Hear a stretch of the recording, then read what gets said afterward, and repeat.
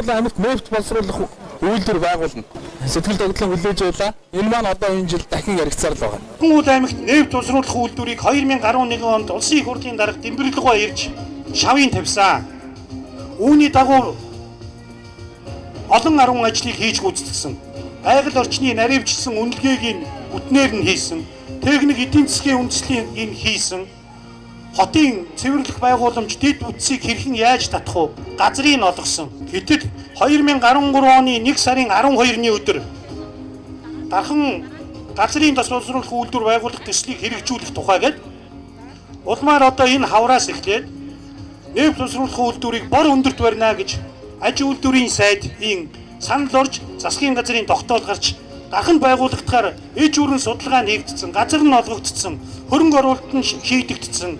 Энэ төслийг бол зогсоосоо